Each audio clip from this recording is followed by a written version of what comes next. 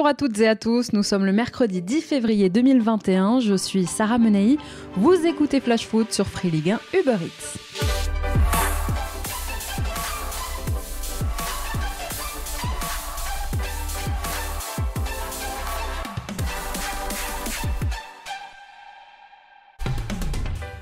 La Ligue des Champions prête à se réformer pour ne pas risquer de disparaître au profit d'une Super Ligue fermée. La C1 s'apprête à changer de format et ce, dès 2024 avec plus de matchs, toujours plus de matchs et potentiellement 4 clubs français qualifiés. Ce projet de réforme porté par l'UEFA est en cours de finalisation. Il pourrait être adopté dès le mois prochain lors d'un comité exécutif de l'instance européenne. Alors en quoi ça consiste ? Ce format ferait grimper le nombre de participants à 36, donc 4 de plus qu'avant. Le nombre de journées en phase de groupe passerait à 10. Là aussi, c'est 4 de plus qu'avant. Sur l'ensemble de la compétition, le nombre de matchs passerait à 225. C'est 100 matchs de plus. Attention à l'overdose. Et l'UEFA voudrait abolir le concept de groupe et de match aller-retour que l'on connaît actuellement au premier tour. Dans le détail, cette nouvelle formule qu'on appelle le système suisse proposera quasiment le double de matchs au premier tour. Ce sera en fait une sorte de championnat à 36 équipes, donc avec 10 matchs chacun, 5 à domicile, 5 à l'extérieur, contre des adversaires d'un niveau varié. Pas de groupe donc, mais des chapeaux à 9 équipes dont le coefficient UEFA des clubs déterminera l'appartenance à un chapeau. Ce premier tour atypique est difficilement lisible à l'heure actuelle, amènera d'autres évolutions comme la possibilité d'étendre cette période donc de premier tour de septembre à janvier ou même de jouer des matchs de Champions League le jeudi soir. À l'issue de ces 10 premiers matchs par équipe, les 8 meilleurs au classement général seront directement qualifiés pour les huitièmes de finale. Les équipes classées de 9 à 24 disputeront un barrage aller-retour pour se qualifier et le reste, donc les équipes qui seront arrivées au classement général en dessous de la 24e place seront éliminées. Nous échappons donc pour l'instant et en théorie à cette ligue fermée, mais dans le fond, les gros clubs finissent quand même par dessiner les compétitions qui les arrangent et les institutions plient devant eux de peur de ne pas se partager eux aussi le butin. Je vous en parlais encore hier, un puissant d'Europe, Andrea Agnelli, le président de la Juve, fait son lobbying. Résultat, nous, supporters, sommes pris un peu en otage. On nous abreuve de toujours plus de matchs et aujourd'hui, les gros veulent nous priver d'épopées, de découvertes, de jolies histoires à raconter parce que cette cadence infernale creusera encore un peu plus l'écart entre puissants et petits. Et pour les cadors européens, c'est exactement ça le but, l'idée de cette réforme. Ne surtout pas voir sa grosse machine se faire battre par un petit poussé de la compétition. Le petit poussé en question, qui n'a pas la profondeur évidemment de banc mancunienne ou turinoise, s'épuisera à lutter en championnat et sur la scène européenne avec ses 10 matchs à disputer rien qu'au premier tour. Mais nous, messieurs, on veut pas voir de Classico ou de Manchester City-Liverpool toutes les semaines. On veut aussi s'extasier devant le parcours de plus petites équipes qui nous font rêver. Ce nouveau format de la compétition, c'est dire au revoir finalement aux belles histoires que nous racontait l'Atalanta, l'Ajax ou le Celta et le Sparta pour les plus nostalgiques d'entre nous. Mais messieurs, comprenez que quand on ne rêve plus, on finit par tourner les talons et donc forcément aussi par ranger le porte-monnaie. Hier soir, c'est une autre compétition qui reprenait pour nos clubs de Ligue 1 qui faisaient donc leur entrée en lice en Coupe de France. Et on commence par Reims qui s'est fait surprendre par Valenciennes, 7e de Ligue 2. Malgré un doublé de Boulaïdia et au terme d'un match très animé où on aura vu 7 buts, les Rémois se sont inclinés 4-3 à Auguste Delaune. Les hommes de David Guillon sortent ainsi de la compétition et c'est donc Valenciennes qui crée la surprise et se qualifie pour les 16e de finale. De son côté, hier soir, c'est Lorient qui n'a pas tremblé face au Paris FC. Les Lorientais, toujours dans la lignée de leur bonne série en Ligue 1, étaient pourtant menés 1-0 au Moustoir. Mais les joueurs de Christophe Pélissier ont réussi à renverser la vapeur en fin de rencontre grâce à un pénalty égalisateur de Yohan Wissa avant un tir en pleine lucarne de Terem Moffi qui venait d'entrer en jeu. Score final 2-1 pour Lorient. Les Merlus filent vers les 16e de finale où ils auront l'occasion de pouvoir affronter un club amateur au mois de mars. Un peu plus tard dans la soirée, c'est l'Olympique Lyonnais qui a puni l'AC Ajaccio. Les Gones, beaucoup trop forts pour le 10e de Ligue 2, ont réalisé l'essentiel du travail en première période en marquant 4 buts en 28 minutes à peine. Pour sa première titularisation depuis son arrivée à l'OL, Islam Slimani s'est distingué avec 1 but et 2 passes D. C'est le premier joueur à être buteur et passeur décisif lors de sa première titularisation avec les Gones en compétition officielle depuis Lisandro Lopez, une toute autre époque. Les autres buteurs du soir, Memphis Depay, Maxwell Cornet, et Ryan Cherki et Oussem Aouar sur penalty. En toute fin de rencontre, sur penalty aussi, c'est l'ancien Nîmois Riyad Nouri qui a sauvé un peu l'honneur corse. Score final 5-1 pour Lyon. D'ailleurs, hier soir, après la démonstration de force de son Noël, Jean-Michel Aulas a annoncé que le club allait honorer la mémoire de Gérard Houllier. Naming du centre d'entraînement lyonnais, organisation d'un tournoi aussi avec Liverpool. Oui, bon, vous le savez, Gérard est un grand monsieur du football. Il a été admiré partout où il est passé. C'est quelqu'un qui a gagné sur tous les terrains, y compris en Angleterre et à Liverpool. Et on est en train de préparer ici tout ce qui permettra de mémoriser cet homme fantastique qui était devenu un ami au-delà de l'homme de football extraordinaire. Et on pense dans ces choses que nous allons mémoriser, d'une part pouvoir donner le nom du camp d'entraînement à Gérard Houllier, et puis nous aurons un mémorial qui sera sur la plateforme, de manière à se souvenir que ce grand homme nous a fait gagner beaucoup de choses, nous a apporté aussi beaucoup de conseils partout.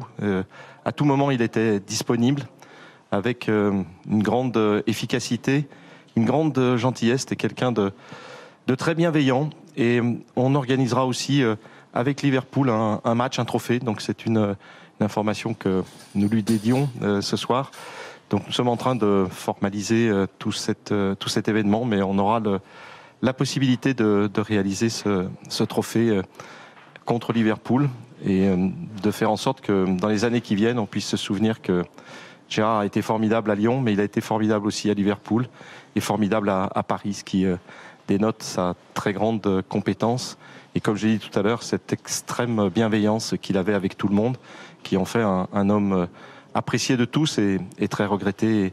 Et c'est vrai qu'on est tous malheureux, heureux de penser à lui, mais malheureux de penser qu'il n'est plus là. Voilà l'hommage poignant hier soir de Jean-Michel Aulas à son ami Gérard Houllier, qui fut, je vous le rappelle, entraîneur des Gaunes entre 2005 et 2007 et qui était resté très proche du club et de son président, dont il était devenu le conseiller particulier ces dernières années. Gérard Houllier qui nous a quittés le 14 décembre dernier. Retour au terrain en début d'après-midi, c'est un derby de la Garonne qui attendait les Girondins de Bordeaux et le TFC. Toulouse, avec sa ribambelle de jeunes talents, s'est imposé 2-0 face aux Girondins. Des buts de l'attaquant ivoirien Vakoun Issouf Bayo et du tout jeune Gianni Santiste, passeur décisif d'ailleurs sur le premier but toulousain. Résultat donc 2-0 pour le TFC, ça passe pas pour Bordeaux et Toulouse se qualifie en 16e de finale de cette Coupe de France. Au même moment, à la Baie des Champs, c'est l'Olympique de Marseille qui affrontait l'AJA, 5e de Ligue 2. L'objectif pour les Marseillais cet après-midi, renouer avec la victoire. C'est chose faite puisque les Marseillais se sont imposés 2-0 grâce à un doublé de Dario Benedetto. L'OM se redonne un peu de confiance et file en 16e. Dans le même temps, l'AS Monaco est allé battre Grenoble 1-0. Les remplaçants et surtout les minots ont fait le boulot du côté de Monaco. Jovetic a inscrit l'unique but de la rencontre. On a pu voir les jeunes pousses du centre de formation à l'œuvre, dont Chrislin Matsima en défense ou les jeunes Enzo Mio et Elliot Matazo au milieu. Résultat, les Monégasques ont décroché le ticket pour les 16e de finale de la Coupe de France. À la Beaujoire cet après-midi, c'est Nantes qui a affronté le RC Lens. Des Nantais privés de leur coach puisque Raymond Domenech n'était pas sur le banc cet après-midi, absent pour des raisons médicales officiellement. Domenech qui vient d'ailleurs d'être licencié par Valdemar Kita. Les Canaris se séparent de leur entraîneur arrivé fin décembre. Je vous rappelle son bilan en Ligue 1. En 7 matchs à la tête de l'équipe, Domenech avec Nantes, c'était 3 défaites et 4 nuls. Il n'aura pas réussi à relancer cette équipe. Nantes 18e aujourd'hui au classement en championnat et barragiste. Et Raymond Domenech est le 8e coach de Ligue 1 à être démis de ses fonctions cette saison après Jobard, Oignon, Gourcuff, Vieira, Anis, Tuchel et bien sûr AVB. À Nantes, on se dirige en plus vers un 3e entraîneur en 6 mois. Le président du FC Nantes, Valdemar Kita, on le sait, est coutumier du fait. Il a déjà changé 15 fois de coach depuis son arrivée à la tête du club en 2007. Alors pour revenir au match de cet après-midi, les Canaris se sont enfoncés en s'inclinant 4-2 face à Lens. C'est le Nantais Kader Bamba qui avait pourtant ouvert le score. Il a même inscrit un doublé dans ce match. Mais dans la foulée, Corentin Jean a lui aussi inscrit un doublé pour Lens. Cheikh Doucouré et Arnaud Kalimwendo ont inscrit les 3e et 4e buts lensois. Le Racing file en 16e. À la Méno, c'est Strasbourg qui s'est incliné 2-0 face à Montpellier. Andy Delors a marqué juste avant la pause et un but de Petar Skuletic en toute fin de rencontre ont permis donc aux Montpelliérains de l'emporter. Là aussi, on fait le plein de confiance chez les Héroltais puisqu'on vient d'enchaîner une 2e victoire, toute compétition confondue. En ce moment même, toujours en Coupe de France, Brest reçoit Rodez, Amiens reçoit Metz et 2 clubs de Ligue 1 s'affrontent au Costières où Nîmes reçoit Nice. Ce match, c'est l'occasion de faire un peu tourner pour Pascal Planck, dont l'objectif n'est clairement pas d'aller chercher la Coupe de France, mais plutôt d'accrocher le maintien en Ligue 1. Les Nîmois ont en plus un match très important dimanche après-midi en championnat face à Dijon, un concurrent direct. Ce soir à 19h justement, c'est Dijon qui reçoit Lille, leader très en forme du championnat. 3e compétition cette saison pour les Dogs, la Coupe de France qui peut éprouver un peu les organismes. Dijon, de son côté, veut s'offrir une bouffée d'air frais et ne pas penser peut-être à sa saison très difficile, même si, comme à Nîmes, la priorité reste évidemment le maintien en Ligue 1. Mais pourquoi pas créer la surprise ce soir en sortant l'épouvantail lillois. Puis à 21h, toujours ce soir dans le froid normand, c'est le Stade Malherbe de Caen, 11e de Ligue 2 et décimé en ce moment par les absences qui accueille l'Ogre parisien à Dornano. 6 jours avant le rendez-vous de Barcelone, Mauricio Pochettino fera sans doute beaucoup tourner à Caen, même si Kylian Mbappé, Neymar et Mauro Icardi sont bien dans le groupe parisien convoqué. L'Argentin quand même ne devrait pas démarrer la rencontre. Angel Di Maria, Marco Verratti, Keylor Navas, Ander Herrera et Layvin Kurzawa sont eux absents du groupe convoqué par Pochettino. Concernant Kurzawa, il n'est pas blessé, mais probablement simplement mis au repos. À noter également la présence des jeunes, Édouard Michu et Xavi Simons. Côté canet, à 3 jours de la réception de Niort en championnat, l'essentiel pour Pascal Duprat et ses joueurs n'est évidemment pas de gagner ce soir face à Paris, mais l'occasion de jouer peut-être décomplexé et pourquoi pas de lancer quelques jeunes qui, on n'en doute pas, seront ravis d'affronter les stars parisiennes. Demain, la Coupe de France continue. À 18h45, Saint-Etienne se déplacera sur la pelouse de Sochaux, actuel 8e de Ligue 2. Et puis à 21h, c'est un choc entre clubs de Ligue 1 qui vous attend puisque ce sont Angers et le Stade Rennais qui se disputeront une place en 16e de finale. Une dernière info concernant justement la programmation de la Ligue 1. À partir de la 26e journée, donc pas ce week-end mais le suivant, votre affiche initialement programmée le samedi soir à 21h sera avancée à 13h. Alors oui, certains bosseront à ce moment-là. Oui, les gens travaillent en France le samedi après-midi. Mais visiblement, cet horaire arrange le nouveau diffuseur Canal+, qui va pouvoir le samedi soir caler son affiche de top 14, initialement prévue le dimanche. Comme ça, pas de rugby et d'affiche de Ligue 1 en même temps le dimanche soir. La Ligue a accepté aujourd'hui la requête de la chaîne cryptée. Sachez aussi que la LFP réunie hier en conseil d'administration a demandé de nouvelles aides de l'État pour aider nos clubs à surmonter la crise sanitaire et économique du moment. Allez, on passe à notre déclat du jour. Elle est signée Olivier Ncham. C'est mon cœur qui parle. Et vous avez un chef d'espoir qui est une retenue.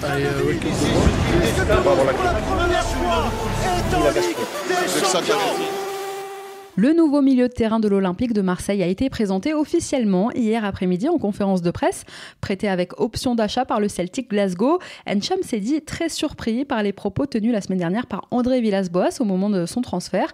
Je vous propose de l'écouter. Sur ses paroles, parce que on me l'a dit, je n'avais pas écouté, ça m'a beaucoup surpris parce que quand j'ai fini l'Euro, avec les espoirs, il y a Marseille qui me voulait, il y a Andoni Zubizarreta qui a contacté mon entourage. Donc quand moi j'entends tout ça, ça me fait un peu drôle parce qu'il était au courant. Il était au courant, il me connaissait bien avant. Et son agent personnel voulait travailler avec moi. Il demandait un mandat exclusif sur Marseille que je n'ai pas accepté. Et je pense que par la suite, il s'en est suivi ce qu'il en est, mais ça m'a beaucoup surpris. Après, j'ai fait acte de tout ça parce que je suis vraiment heureux de venir à Marseille parce que c'est un grand club et pour rien au monde, j'aurais refusé de venir ici. Ça ne s'est pas fait par rapport à des histoires d'agents, etc. Mais bon, après, j'ai positivé et j'ai regardé de l'avant, quoi. Olivier Ncham qui a fait sa première apparition avec l'OM cet après-midi. On reste d'ailleurs un peu à Marseille puisqu'on a appris aujourd'hui que dans le cadre de l'enquête sur les incidents de la commanderie, la police marseillaise a procédé ce matin à une série d'interpellations. C'est une information qui nous vient de nos confrères de la Provence. 5 personnes ont été arrêtées et parmi elles 2 responsables de groupes de supporters dont le responsable des South Winners et le responsable des Ultras CU84. Allez, comme tous les mercredis, on passe à notre rubrique Vintage dans Flash Foot. Je crois qu'après avoir vu ça, on peut mourir tranquille. Enfin, le plus tard possible, mais on peut. Tous les mercredis, je vous raconte les coulisses d'un événement marquant de notre foot avec des archives, des témoignages. Aujourd'hui, on revient sur l'histoire des classiques OM-PSG en Ligue 1. Dimanche soir, en clôture de la 24e journée, le PSG s'est offert face à Marseille, vous le savez, le 100e classique de l'histoire du championnat. Alors, retour aux origines de cette rivalité qui n'est à l'origine justement ni géographique ni sportive et qui a été surtout montée de toutes pièces au début des années 90 par les dirigeants des deux clubs et par le diffuseur historique du championnat Canal+. Dans un contexte où ces équipes représentent les deux plus grandes villes de France et qu'elles étaient à ce moment-là sur le devant de la scène nationale et européenne, eh bien c'était l'occasion de faire de cette affiche un choc du championnat.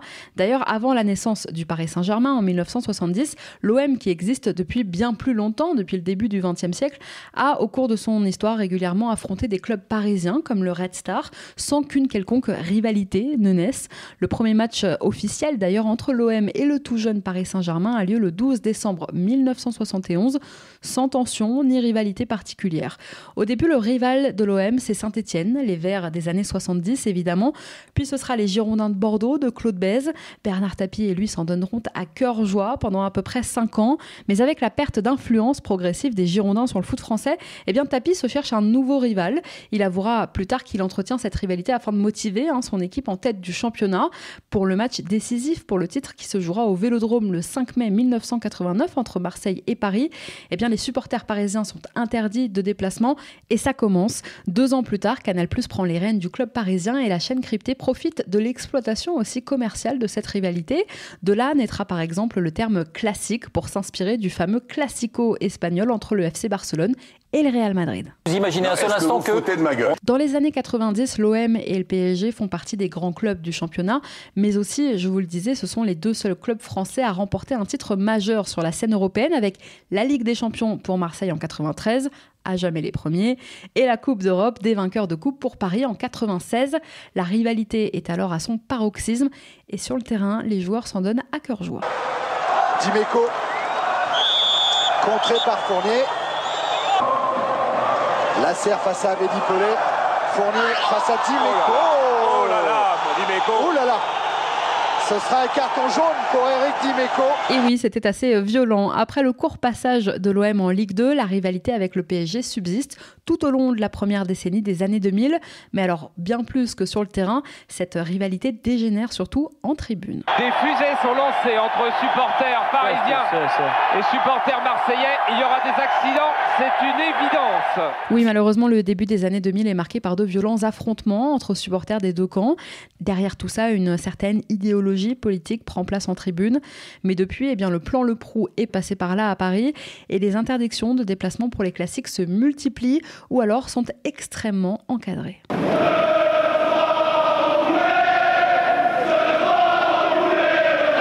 Des supporters remontés à bloc, pris en charge dès leur arrivée par les forces de l'ordre. Objectif, éviter tout contact entre Marseillais et Parisiens. Et on est là pour gagner et ça se passera bien. Moi, je vous le dis, avec l'esprit sportif. Sur le terrain, depuis 10 ans maintenant, le rapport de force s'est inversé. Aujourd'hui, c'est le Sud contre le Nord et c'est surtout le surpuissant PSG version Qatari et sa ribambelle de stars contre un OM qui se veut plus populaire. C'est simple, depuis 2011, aucun autre adversaire n'a plus battu l'OM que le Paris Saint-Germain. C'est la catastrophada, c'est la tristada, c'est la fouettada, les amis. On est encore perdu contre le PSG. Il y en a marre. On les a battus une fois cette année. C'est reparti pendant 20 ans. Pendant 20 ans, on va plus les battre. Mais il y en a marre. Grâce d'ailleurs à l'enchaînement des succès parisiens depuis la reprise du club par les Qataris, l'avantage est au PSG avec un bilan de 46 victoires parisiennes, 34 victoires marseillaises et 20 matchs nuls. Mais qui sait, si l'OM est racheté par les Saoudiens, peut-être qu'un jour le rapport de force s'inversera ou du moins qu'on aura droit à des classiques plus équilibrés. Quelques chiffres pour terminer. Avec 11 buts, Zlatan Ibrahimovic est le meilleur buteur de l'histoire du classique.